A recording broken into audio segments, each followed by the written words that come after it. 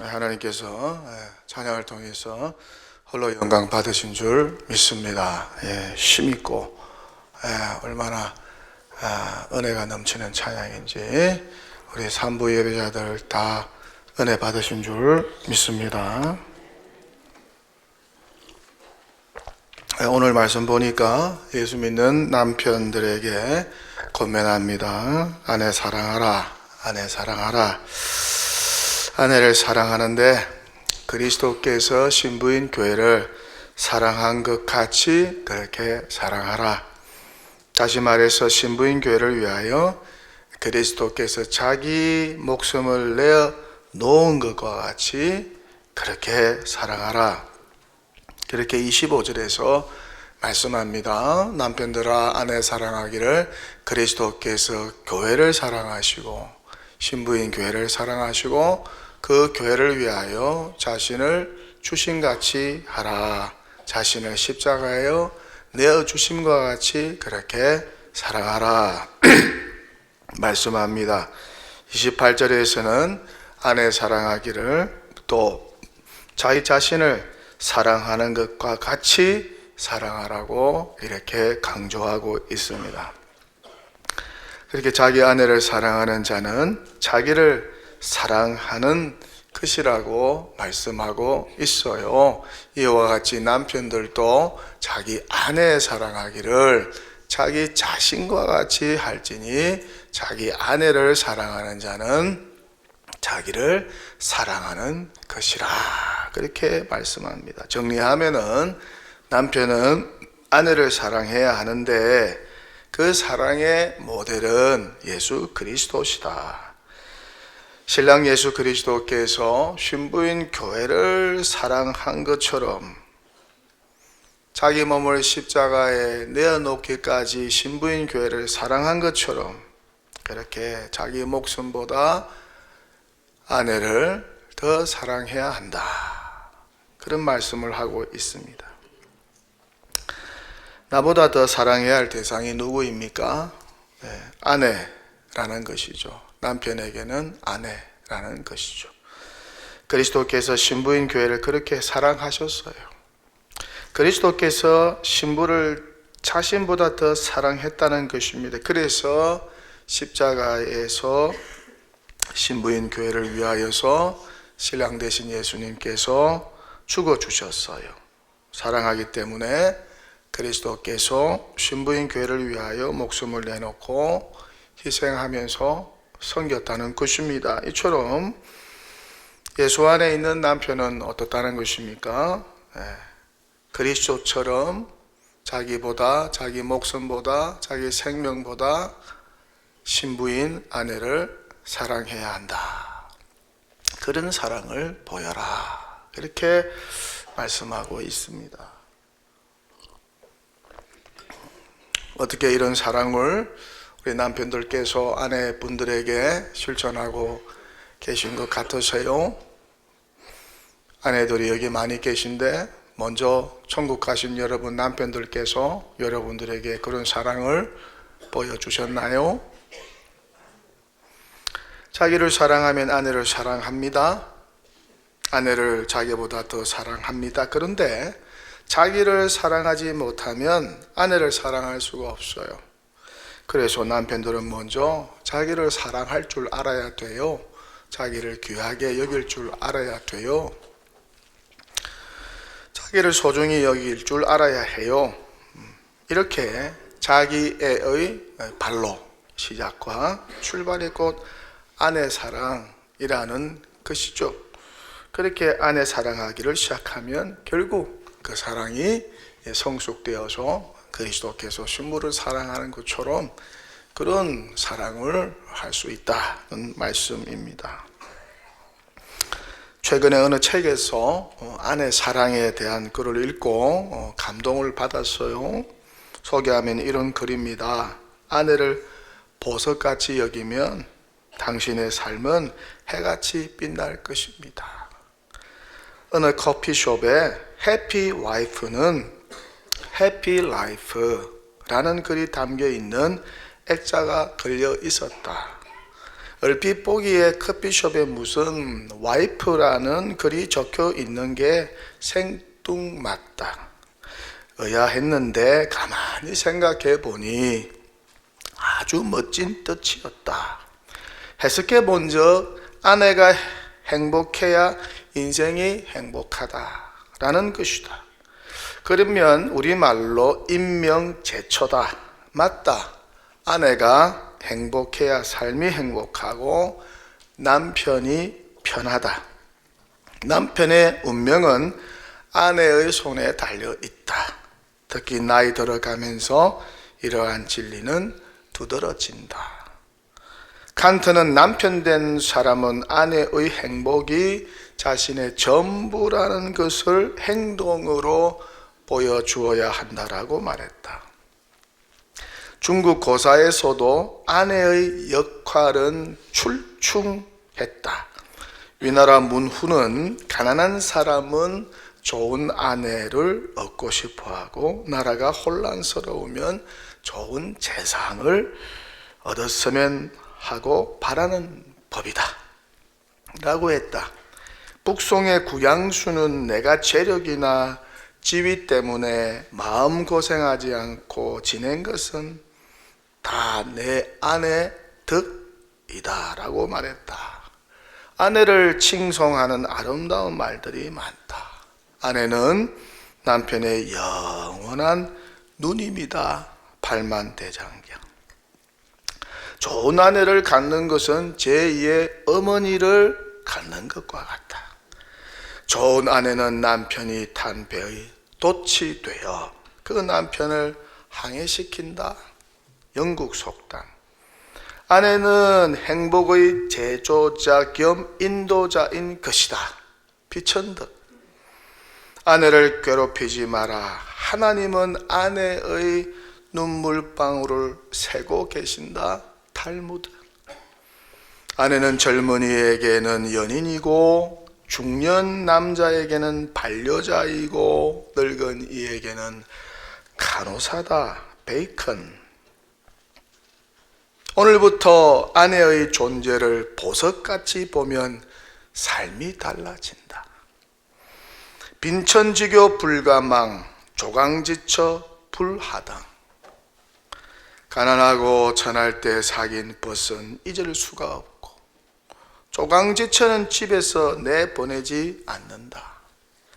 빈궁할 때 사귄 벗은 절대로 잊어서는 안 되고 가난할 때 의지하며 살아온 아내는 버리지 않는다.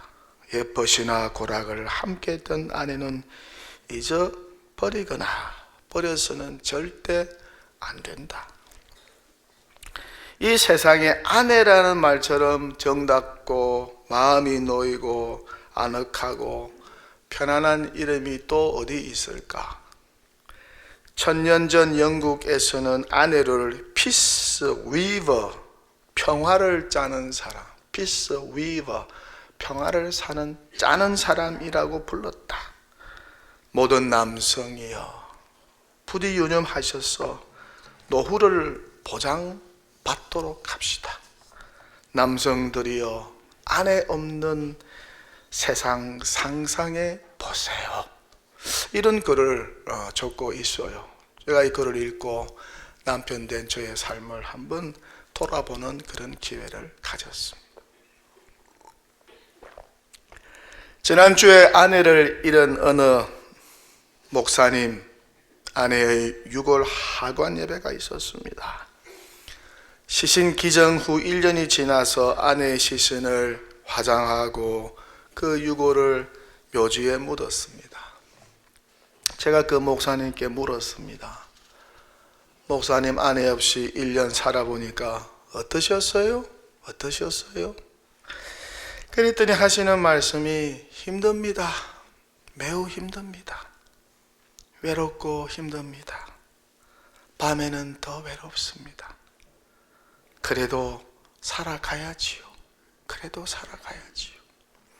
그러면서 하시는 말씀이 병든 아내라도 있으면 좋겠습니다. 병든 아내라도 있으면 좋겠습니다. 어느 장로님은 늦은 나이에 아내를 먼저 천국에 보내고 수년 동안 매일 하루도 빠짐없이 아내의 산소를 방문했다는 이야기를 들은 적이 있습니다.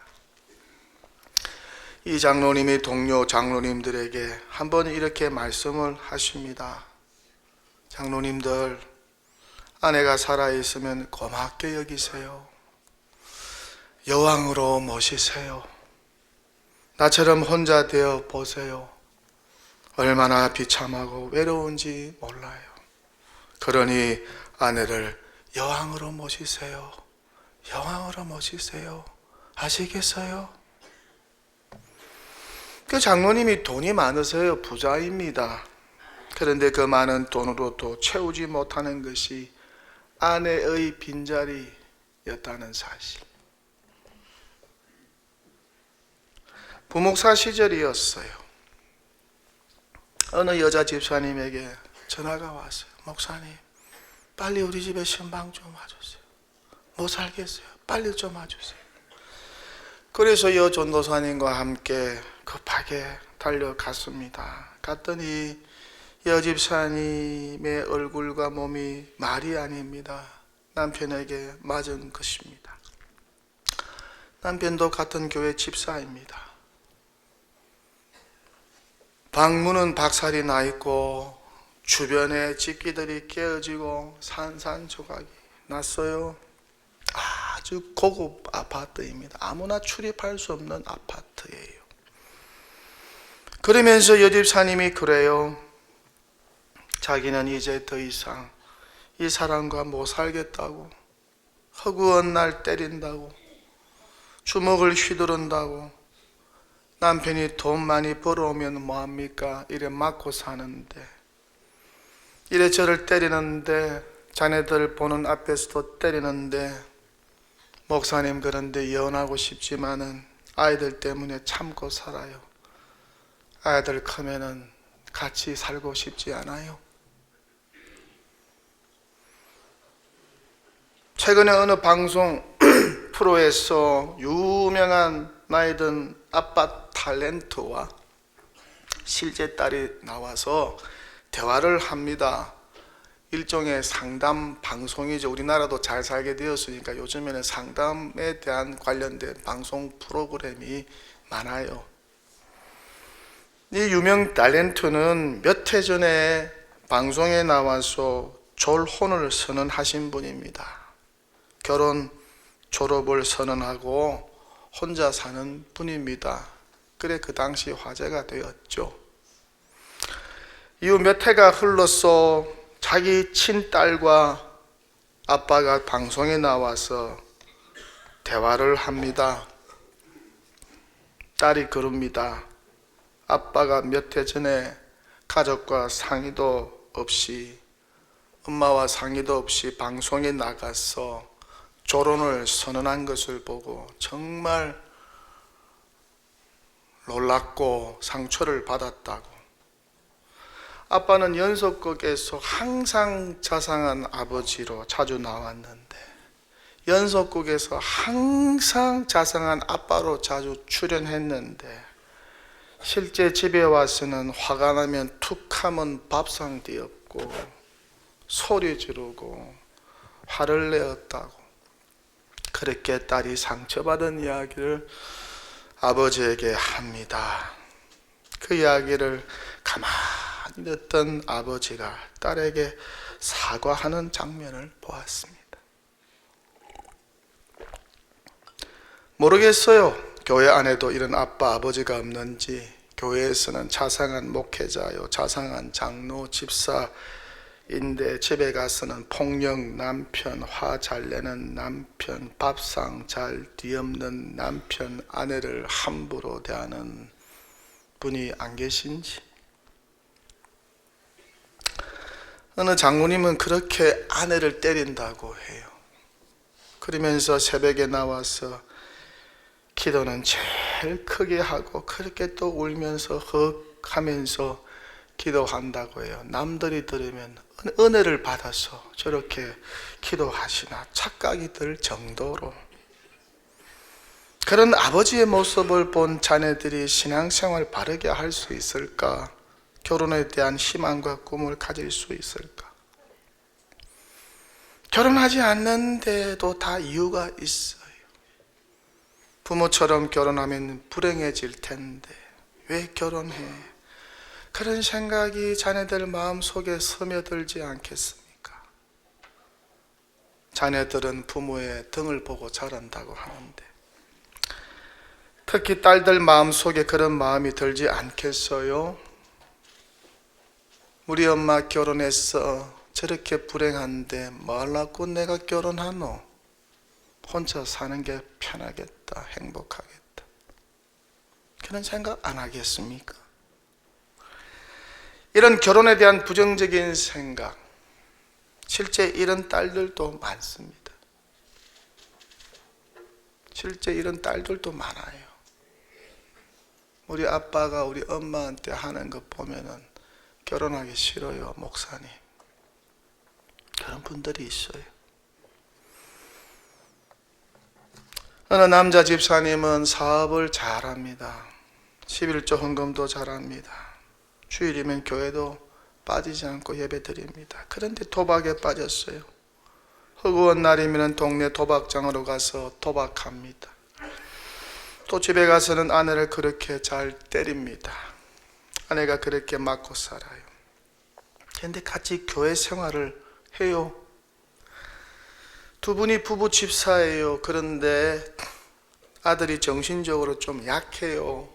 아들이 왜 그렇게 되었을까? 부부 관계가 안 좋으니까. 허구한 날 남편이 아내 때리고 남편이 도박에 빠지고 그러니까 그런데 교회를 다닙니다. 아들이 헷갈립니다. 특별히 예민한 사춘기를 통과하는 아들은 정말 헷갈립니다. 어느 아빠가 진짜 아빠인지, 교회에서 보여지는 아빠가 진짜인지 아니면 집에서 보여지는 아빠가 진짜인지 아내도 헷갈립니다. 어떤 남편이 진짜 내 남편의 모습인지 교회에서는 그렇게 상냥하고 자상합니다. 그런데 집에 오면 폭력 남편이 됩니다. 독재자로 변합니다. 사업은 잘하는데 시간만 나면 도박장에 출입합니다. 이런 남편 데리고 사는 아내 마음이 어떨까? 이런 남편 데리고 사는 여자 집사님의 신앙생활은 어떠할까? 이런 아빠를 보고 자라는 그 아들의 마음은 어떠할까? 교인들이 이런 헷갈리는 신앙생활을 하면 어떻게 될까?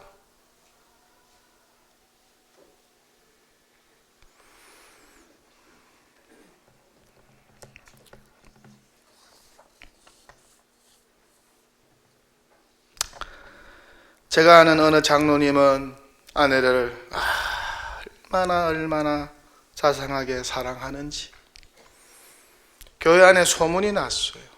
애처가라고. 나이가 들어 90이 다 되어 갑니다. 그리고 얼마 전에 돌아가셨어요. 그런데 그 아내 되시는 권사님이 남편이 너무나 보고 싶고 그리워서 자네들이 그렇게 잘 해주는데도 몇 달 되지 않아 돌아가셨어요. 남편 없는 인생 더 이상 살 의미가 없다는 것이죠. 얼마나 남편이 아내를 사랑하였으면 그 남편의 사랑이 얼마나 감동되었으면 금방 남편을 따라 천국으로 가셨을까? 천국 간 남편을 몇 달도 못 되어 따라갔을까? 어느 할아버지가 돌아가셨어요. 아파트에서 관을 가지고 내려오는데 그만 관이 계단에 부딪히는 바람에 죽은 할아버지가 살아났어요. 그러다 또 얼마 뒤에 할아버지가 죽었어요. 그랬더니 이번에는 할머니가 장례식 직원들에게 이렇게 당부를 합니다. 제발 관을 살살 가지고 내려가게 해주세요. 절대 계단에 부닥치지 않도록 살살 조심해서 내려가 주세요. 다시는 살아나면 안 됩니다. 저 양반이 나를 얼마나 쏙썩이고 괴롭혔는지 몰라요. 그런 우스운 이야기가 있어요. 또 다른 할머니의 남편이 죽었어요. 남편이 병원에서 이번에는 임종을 했습니다. 병원에서 의사가 심장이 멈췄습니다. 죽었습니다.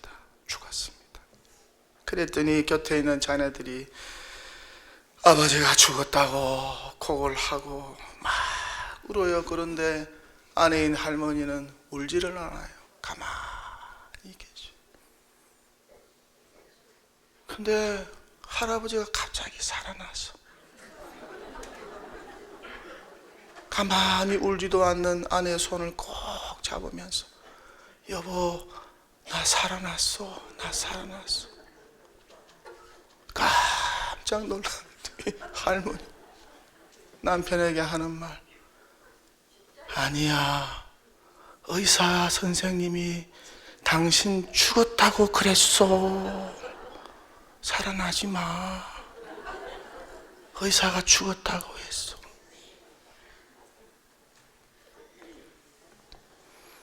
우스운 이야기 속에 다 뼈대가 있잖아요. 평소에 아내에게 잘했으면 죽었다가 살아나도 환영을 받았을 것인데, 그런데 살아생전에 못했으니까 죽었다가 살아나도 환영을 받지 못하는 남편.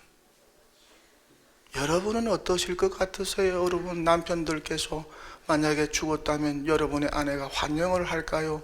아니면 문전박대를 할까요? 의사가 죽었다고 그랬어. 어떠실 것 같으세요? 영락교회 한경직 목사님은 부부싸움 하지 않는 것으로 유명합니다. 스님들하고 신부님들은 부부싸움 안 하잖아요. 그죠? 대상이 없으니까.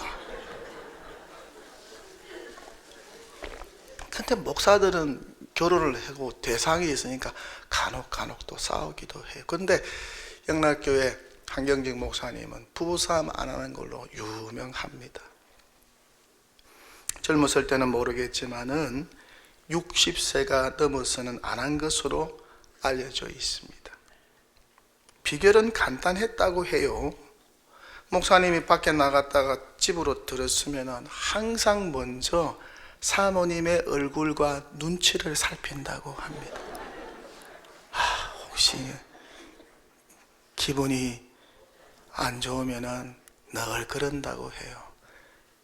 여보, 무슨 일인지 모르겠지만 다 내 잘못이요, 내 탓이요, 내 잘못이요, 미안하오, 용서해 줘, 그러셨다는 거예요. 그때 사모님이 내가 뭐라고 했어? 그래 말하면 또 내가 잘못했어, 뭔 일인지 모르겠지만 미안하오, 용서해 줘, 그러셨다는 거예요. 그러면 사모님이 무슨 일이든 말없이 다 지나갔다고 합니다. 한경직 목사님이 얼마나 아내를 사랑했으면은 아무 잘못이 없는데도 불구하고 사모님에게 다 내 잘못이요, 내가 잘못했어요, 미안해요, 용서해 줘, 그렇게 말씀하셨을까? 우리 예수님이 뭐 잘못해서 십자가에서 돌아가셨습니까? 예? 우리 예수님이 뭐 잘못해서 십자가에서 죽었습니까?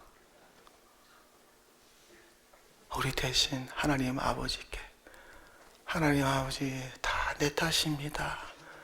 내가 잘못했습니다. 내가 부족해서 그랬습니다. 용서해 주세요. 그래 우리 주님께서 하나님께 기도한 거 아니겠습니까? 그래서 저와 여러분이 살아난 거 아니에요? 예? 꼭 잘못했다고 해서 잘못했다고 하나요? 잘못 안 해도 다 내 잘못입니다. 용서해 주세요. 미안합니다. 내 탓입니다.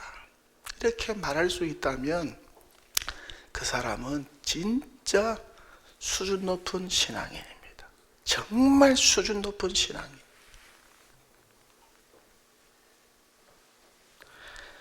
1976년 아내에게 바치는 노래라는 가요. 여러분 잘 아시죠? 이 가요를 발표한 가수 하수영은 이렇게 노래하고 있습니다. 젖은 손 위에 저러와 살며시 잡아본 순간 거칠어진 손마디가 너무나도 안타까웠어. 시린 손끝에 뜨거운 정성 고이 접어 타져온 이 행복, 여민 옷깃에 서미는 바람 땀방울로 젖어온 나날들, 나는 다시 태어나도 당신만을 사랑하리라. 미운 투정 고운 투정 말없이 웃어 넘기고 거울처럼 마주보며 살아온 꿈같은 세월, 가는 세월의 고운 얼굴은 잔주름이 하나둘 늘어도 내가 아니면 누가 살피랴. 나 하나만 믿어온 당신을, 나는 다시 태어나도 당신만을 사랑하리라. 남편들이여, 한 번 더 하겠습니다. 남편들이여, 다른 여자들 안아주지 마세요. 에? 다른 여자들 앞에서 뭐 희익낙낙거리지 마세요.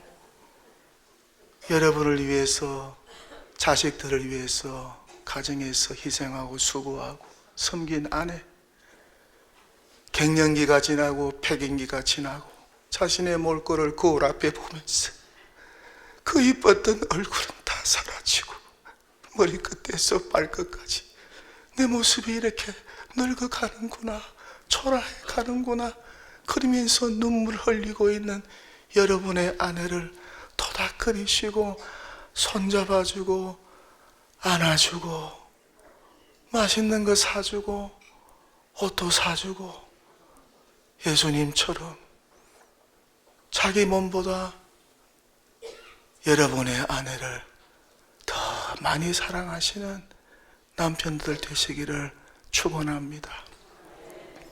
여러분의 자녀들 가운데 혹시 아들들이 있으면 그와 같은 남편 되시기를 바랍니다.